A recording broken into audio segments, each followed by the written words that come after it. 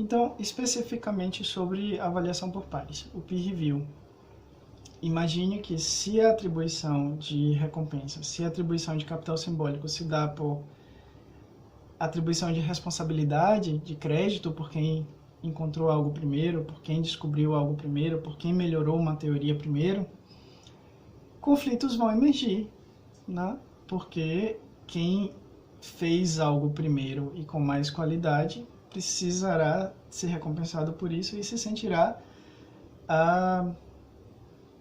e demandará esse reconhecimento. Mas todo mundo acha que fez algo muito bom e muito importante, e todo mundo acha isso ao mesmo tempo. Então aí entra o papel da sociedade, né, antes das editoras comerciais, para organizar isso, mediando essas correspondências entre os pesquisadores, mediando os conflitos entre os pesquisadores, e a revista é a prova documental disso. Então o artigo ele é a prova documental de que aquela sociedade decidiu por aquele caminho e não por outro. E aí a revista hoje é o quê? Ela é uma comunidade que chega a um consenso sobre alguma coisa e decide que vai ser aquele caminho, aquele achado, aquela atribuição de crédito para aquela pessoa daquela forma. Então, a finalidade desse treinamento, nesse contexto, é reduzir a possibilidade de conflitos de interesses, né, inerente a essa troca e acúmulo de capital simbólico, porque onde existe demanda por reconhecimento vai existir conflito. Nós somos pessoas e pessoas, onde há pessoas há vieses e há interesses. Mas quanto mais pessoas envolvidas no processo e quanto mais transparente é esse processo, com mais facilidade a gente consegue dirimir esses conflitos de interesses e com mais facilidade a gente consegue se observar nos nossos vieses e contar com a colaboração do outro para nos observar nos nossos vieses. Então, o avaliador ele nunca vai estar sozinho, ele vai estar sempre trabalhando com o seu editor de sessão, em parceria com o editor operacional, que vai estar conduzindo as trocas de e-mails, né, entre essas pessoas todas, e todo mundo vai estar sob a gestão do editor-chefe. Então, é assim mais ou menos que funciona uma revista contemporânea. Uma revista de hoje, ela tem um editor-chefe que é um administrador, uma editora-chefe, ou duas, ou até quatro. Esses editores e editoras, eles são pessoas de reputação na disciplina. Eles têm áreas temáticas, mas eles dependem da expertise dos editores de seção, das editoras de seção, que são especializados em áreas específicas. O editor de seção, por outro lado, depende do avaliador, que é hiper especializado naquela área. Então, como que funciona isso? Quando a gente vai assistir um filme, ou quando a gente vai decidir se a gente quer ler um livro, quer comprar um livro para ler ou não, você quer ir ver aquele filme ou algum outro, normalmente a gente busca a opinião de especialistas, certo? Então, deixa eu ler críticas cinematográficas de duas pessoas diferentes ou três sobre esse filme para decidir se ele vale 2 horas do meu tempo ou 3 horas do meu tempo. Afinal, o meu tempo é escasso. Eu não vou viver para sempre, né? E eu tenho atribuições dentro do meu tempo diário das 24 horas que eu tenho por dia. Então eu vou ler sobre esse produto, sobre esse conteúdo, para decidir se eu vou investir meu tempo nele ou não. De forma muito parecida, a avaliação por pares ideal ela é uma crítica, como uma crítica a um livro, como uma crítica a um filme.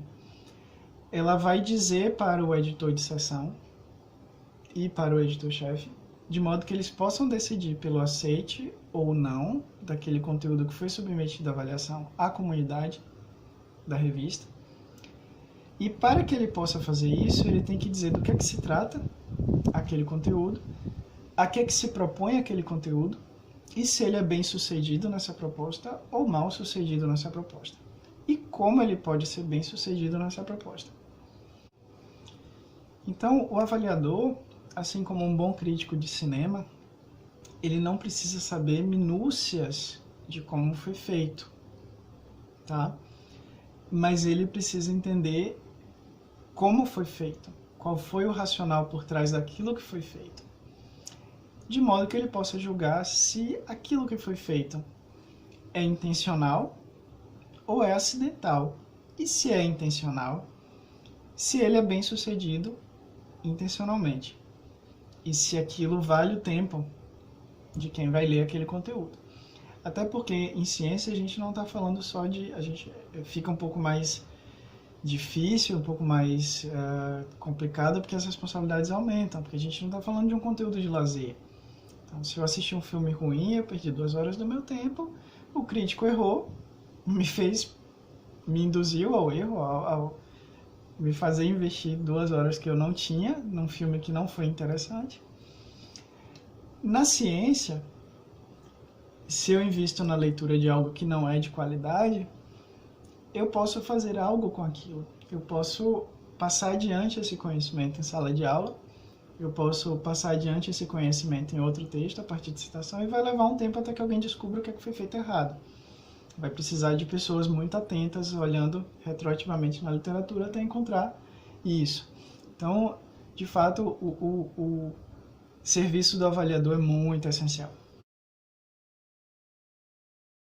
Avalia. O que é que a gente vai estar procurando? Então, nos próximos segmentos eu vou conversar com vocês o que é que vocês devem procurar em cada segmento do artigo que vocês estão avaliando. A começar pela introdução. Então, a introdução ela tem que trazer o racional, teórico e empírico, a qual aquele estudo se filia, o estado da arte, né? Até onde foi avançado nesse tópico, nesta área, nesta disciplina, a delimitação do problema, que é a partir desse estado da arte, é aqui que o meu grupo de autores está tentando contribuir, e a relevância científica e social daquilo. Então, se um estudo não tem o estado da arte, ele pode gerar simplesmente ruído, mais um estudo. Então, a gente já conversou aqui que de a cada 10 anos, 9 anos, a publicação científica dobra. Então, não precisamos de mais estudos, precisamos de estudos melhores. Então, se o estudo ele não vai contribuir criticamente a partir de alguma lacuna que exista e que tenha sido identificada na revisão de literatura, então ele não merece ser publicado. Então, um estudo que não traz o estado da arte é um estudo a qual a gente já deve olhar de forma enviesada e preocupada e se perguntar: não há estado da arte porque esta é uma área muito inovadora, porque esse estudo está cobrindo uma lacuna que ninguém preencheu antes, ou porque os autores não se preocuparam em olhar para isso. Então, se os autores se preocuparem em olhar para isso, eles vão conseguir identificar e enunciar que aquela área não foi coberta antes e que, portanto, esse estudo ele não conta com um grande referencial teórico, que ele está desbravando uma área nova. E isso vai constar na introdução. Então, o que é que a gente vai procurar na introdução? Racional teórico, filiação teórica, filiação empírica, estado da arte, caso o estado da arte esteja disponível na literatura, então significa que os autores vão ter que ter tido pelo menos o esforço de olhar para a literatura em busca do estado da arte. Delimitação do problema. Então, a introdução não pode ser uma redação livre, onde eu falo sobre tudo, o universo, Roberto Carlos e as baleias, e não fechar a introdução e o racional com a delimitação do problema que está sendo investigado. Porque, inclusive, o relato de pesquisa ele deve ser econômico, ele não deve ser uma coisa dispendiosa narrativamente. É importante que conste no relato o que precisa constar no relato, que é fundamental. E, finalmente, é muito necessário, nesse contexto de ética científica, em que a ciência é um serviço à sociedade, que a introdução ela contenha a relevância científica e social que aquele estudo objetiva complementar e com a qual ele objetiva contribuir.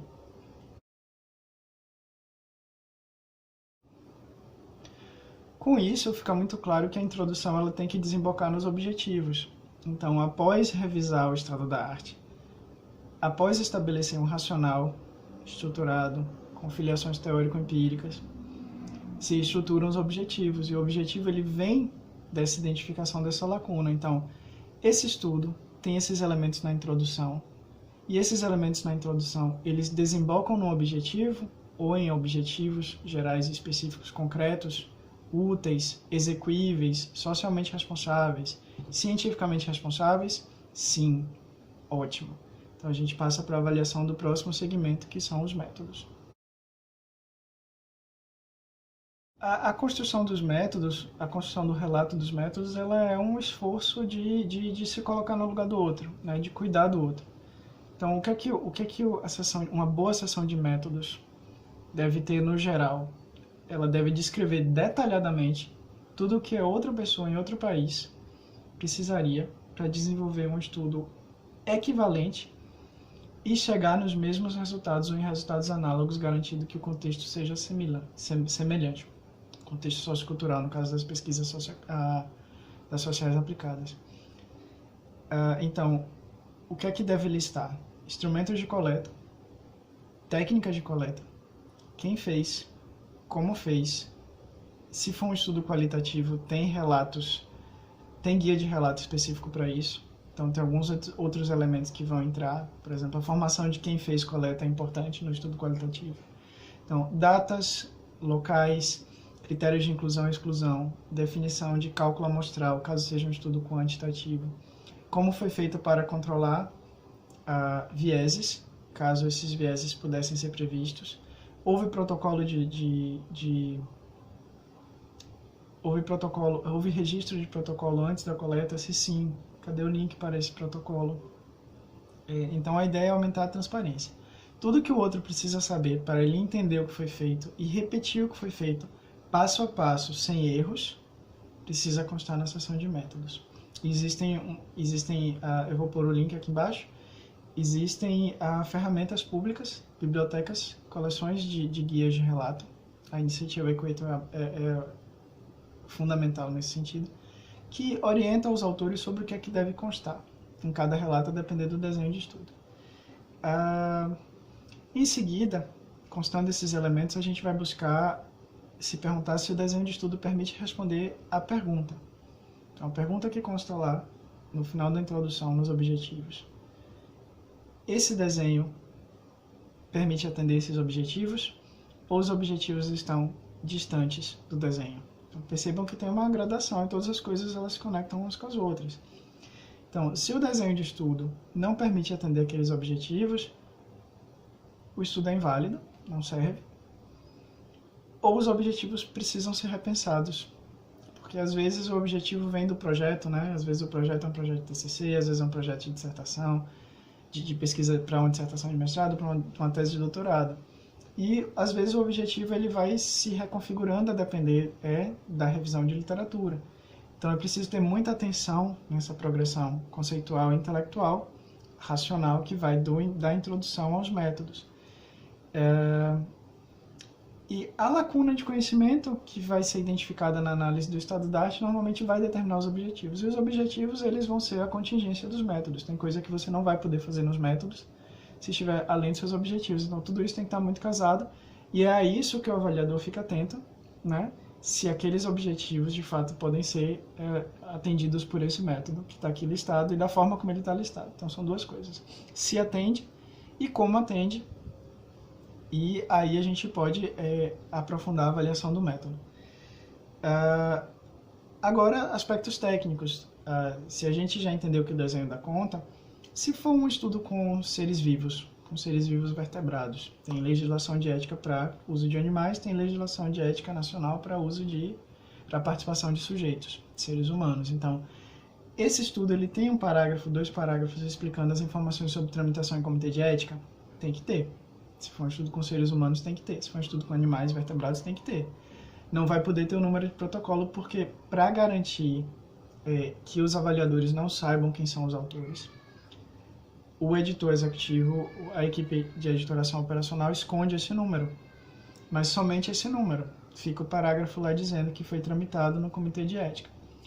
Então, se é um estudo com seres humanos e não tem esse parágrafo, muito provavelmente, nas nossas revistas não vai chegar até o avaliador, porque a gente não deixa. Normalmente esse estudo ele é devolvido antes de ir para avaliação.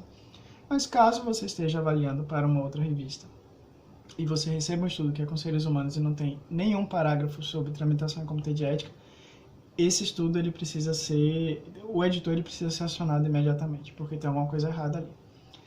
Se tem participação de sujeitos, tem que ter alguma linha explicando como é que foi obtido o consentimento, no caso de adultos, ou o assentimento no caso de inimputáveis. Crianças, pessoas com necessidades especiais ou diferentes, como que foi estabelecido o assentimento do responsável por essa pessoa para a participação desse sujeito nessa pesquisa. E como que foi protegido o anonimato de todas as pessoas envolvidas. Não vai chegar estudo para o avaliador sem que se tenha tentado proteger o anonimato. Mas caso chegue, o editor ele precisa ser acionado. Olha, tem um problema de ética aqui na seção de métodos desse estudo, e isso precisa ser tratado pelo editor diretamente com o autor. Até porque na avaliação, no modelo de avaliação corrente, o avaliador não sabe quem são os autores e os autores não sabem quem são os avaliadores. A gente vai falar disso mais lá na frente, mas de antemão eu posso adiantar que é uma forma de evitar o enviesamento, porque nós tendemos a ser mais gentis com as pessoas que a gente ama, com as pessoas que a gente acha que pertencem aos nossos grupos identitários, e tendemos a ser mais agressivos e mais propensos à rejeição com sujeitos que a gente espera que pertençam a grupos identitários opostos aos nossos. Isso são vieses documentados na literatura em comunicação social, nas ciências comportamentais, na psicologia, e uma série de outras áreas. Elas chegaram aos mesmos achados independentemente. Então, uma forma de proteger avaliador e autor é usar o papel mediador do editor executivo da revista, da casa publicadora, que é mediar essas paixões, esses conflitos. Então, o ideal é que o avaliador não saiba quem é que ele está avaliando, exceto em situações excepcionais, né, de avaliação por pares aberta. Algumas revistas elas estão testando diversos modelos de avaliação aberta, então depende muito da orientação da revista, depende muito da área. Áreas muito pequenas, por exemplo, elas não vão favorecer a avaliação aberta porque todo mundo se conhece. Áreas muito amplas, elas tendem a diluir esses conflitos da avaliação por pares abertas, porque são muitas pessoas e, mesmo que haja conflito, elas estão distanciadas socialmente e afetivamente. Então agora a gente chega na parte dos resultados e discussão. Alguns estudos separam resultados e discussão, alguns precisam que as duas sessões estejam juntas, então a gente vai tratar conjuntamente nesse bloco. Então a pergunta que você tem que se fazer nessa parte é: os resultados, tal qual explicitados aqui nesse texto que eu estou avaliando, eles puderam ser encontrados, faz sentido que eles tenham sido encontrados com aqueles métodos? Sim, ok, eu continuo avaliando. Caso não faça sentido, os resultados eles sejam impossíveis de terem sido encontrados com aqueles métodos, nós temos um estudo com muito problema. E isso precisa ser notificado ao editor na avaliação. A segunda pergunta que vamos fazer nessa sessão é: esses resultados eles respondem de fato à pergunta de investigação, aos objetivos? Então, eles foram encontrados com esses métodos? Sim, faz sentido que eles tenham sido. Mas eles também respondem ao objetivo? Então, se o objetivo e o método estiverem muito bem alinhados, muito provavelmente resultados vai ter alinhamento também. Mas é possível que objetivos e métodos estejam alinhados e os resultados não estejam alinhados com os objetivos. E aí vai ser necessário ou repensar os objetivos ou refazer a pesquisa. Superado isso, a interpretação desses resultados que eu encontro na discussão está apoiada pelos dados ou está uma interpretação criativa? Muitas vezes acontece de uma necessidade de encontrar alguma coisa nos resultados, os autores discutirem os resultados em função do que está estabelecido na literatura e não do que eles encontraram de fato. Então, a discussão ela é rica quando ela se apoia nos resultados do estudo. E esses resultados são discutidos em contrapartida ou em associação ou em oposição ao que já está estabelecido na literatura.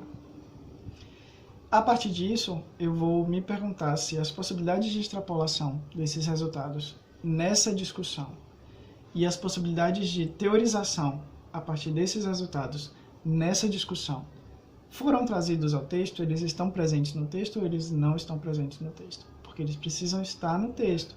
Esse texto está contribuindo com uma lacuna após um levantamento do estado da arte desse problema na literatura. Então, essa lacuna, esse é o momento em que se tenta preencher essa lacuna. e se tenta que esses resultados eles sejam úteis para outros investigadores no futuro em outros estudos. Então, com isso eu vou poder concluir se esse estudo ele acrescenta a literatura, então se ele fortalece ou ele enfraquece uma teoria que aceita um consenso que é corrente, se ele refuta, né, se ele começa a construir evidência para refutar essa teoria, se ele vai de encontro a essa teoria de uma forma que não a sustenta. E eu não preciso ter resposta para tudo nesse estudo, eu só preciso ter resposta para a minha pergunta de investigação que está lá no objetivo, em função do meu racional teórico, a partir dos meus métodos e sustentado nos resultados que eu encontrei ancorados no método. Então não pode ser uma coisa em que cada parte do texto aponta para um lado. E percebam que o texto todo ele tem uma coerência interna que aponta para um caminho que é a condução daquele estudo frente à literatura que eu revisei no início. Então, ou seja, esse estudo ele contribui para a robustez de evidências na área, para a discussão geral sobre esse tema nessa disciplina, ou ele só acrescenta ruído, né? Se ele só acrescenta ruído, você já vai ter começado a identificar isso nas outras etapas de avaliação. Porque o estudo ele não precisa encontrar alguma coisa. Ele precisa ser muito bom e muito robusto metodologicamente. Porque aí ele vai fortalecer uma área ou ele vai enfraquecer uma área. Mas se ele não é robusto metodologicamente, ele vai gerar resultados que podem ser baseados na realidade ou mais ancorados na realidade, mas que não fazem diferença na literatura. Então, assim, nós estamos falando de originalidade. Não é o estudo que é inédito e que fez uma coisa que ninguém fez antes. Não é isso. Esses estudos têm valor, mas não é isso que a gente está procurando. A gente está procurando rigor metodológico em função de lacunas na literatura. Então, se tem lacuna e ele está fazendo alguma coisa útil, ótimo. Se não tem lacuna e ele está fazendo uma coisa útil, aí a gente vai se perguntar, ele está fortalecendo a literatura de alguma forma? Como? Não, esse é o juízo que o editor vai esperar do avaliador. Então, superada essa parte, a gente pode voltar e avaliar título e resumo e palavra-chave. Porque são elementos representacionais do estudo. Então, esse título representa adequadamente o estudo, o que está sendo investigado aqui. Esse resumo contém adequadamente introdução, objetivo, métodos, resultados, discussão e conclusão, ou considerações finais. Tem que ter, porque o resumo ele é um resumo, é auto-evidente. E as palavras-chave, elas precisam descrever esse documento da forma mais objetiva possível, de 3 a 5. Então, as palavras-chave são adequadas, elas estão no catálogo controlado, o que normalmente se usa em saúde é o BVS.